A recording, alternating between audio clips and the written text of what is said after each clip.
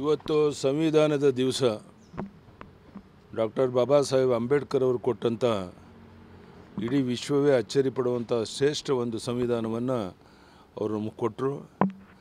ಆ ಒಂದು ಕಾರಣಕ್ಕಾಗಿಯೇ ಇವತ್ತು ದೇಶದ ಉದ್ದಗಲಕ್ಕೆ ಸಂವಿಧಾನವನ್ನು ಆಚರಣೆ ಮಾಡುವಂಥ ಒಂದು ಕೆಲಸ ಮಾಡ್ತಾ ಇದ್ದೇವೆ. ಇವತ್ತು ಬಸವನಗೌಡ ಪಾಟೀಲ್ ಯತ್ನಾಳ್ ಇವರೆಲ್ಲರೂ ಸಹ ಹೋರಾಟ ಮಾಡೋದನ್ನು ಕೈ ಬಿಟ್ಟು ನಮ್ಮ ಜೊತೆಗೆ ಒಟ್ಟಾಗಿ ಸೇರಿ ಕೆಲಸ ಮಾಡಿ ಅಂತ ವಿಜಯೇಂದ್ರ ಅವರು ರಾಜ್ಯದ ಅಧ್ಯಕ್ಷರಿಗೆ ವಿನಂತಿ ಮಾಡಿಕೊಂಡ್ರು.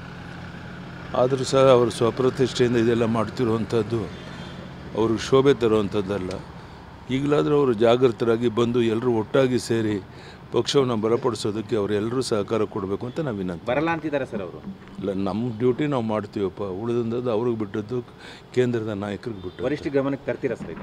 ಅಲ್ಲ, ವರಿಷ್ಠ ಗಮನಕ್ಕೆ ಎಲ್ಲ ಗೊತ್ತಿರುತ್ತೆ, ನೋಡೋಣ ಏನು ಮಾಡ್ತಾರೆ. ಇವತ್ತು ಸಂವಿಧಾನದ ದಿವಸ ಡಾಕ್ಟರ್ ಬಾಬಾ ಸಾಹೇಬ್ ಅಂಬೇಡ್ಕರ್ ಅವರು ಕೊಟ್ಟಂಥ ಇಡೀ ವಿಶ್ವವೇ ಅಚ್ಚರಿ ಪಡುವಂಥ ಶ್ರೇಷ್ಠ ಒಂದು ಸಂವಿಧಾನವನ್ನು ಅವರು ನಮಗೆ ಕೊಟ್ಟರು.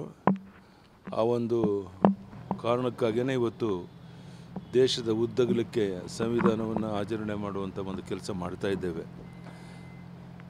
ಇವತ್ತು ಬಸವನಗೌಡ ಪಾಟೀಲ್ ಯತ್ನಾಳ್ ಇವರೆಲ್ಲರೂ ಸಹ ಹೋರಾಟ ಮಾಡೋದನ್ನು ಕೈ ಬಿಟ್ಟು ನಮ್ಮ ಜೊತೆಗೆ ಒಟ್ಟಾಗಿ ಸೇರಿ ಕೆಲಸ ಮಾಡಿ ಅಂತ ವಿಜಯೇಂದ್ರ ಅವರು ರಾಜ್ಯದ ಅಧ್ಯಕ್ಷರಿಗೆ ವಿನಂತಿ ಮಾಡಿಕೊಂಡ್ರು.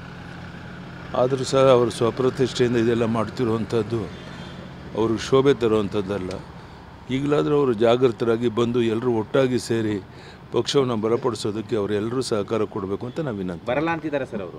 ಇಲ್ಲ, ನಮ್ಮ ಡ್ಯೂಟಿ ನಾವು ಮಾಡ್ತೀವಪ್ಪ, ಉಳಿದಂಥದ್ದು ಅವ್ರಿಗೆ ಬಿಟ್ಟದ್ದು ಕೇಂದ್ರದ ನಾಯಕರಿಗೆ ಬಿಟ್ಟು. ವರಿಷ್ಠ ಗಮನಕ್ಕೆ ತರ್ತೀರಾ ಸರ್? ಅಲ್ಲ, ವರಿಷ್ಠ ಗಮನಕ್ಕೆ ಎಲ್ಲ ಗೊತ್ತಿರುತ್ತೆ, ನೋಡೋಣ ಏನು ಮಾಡ್ತಾರೆ.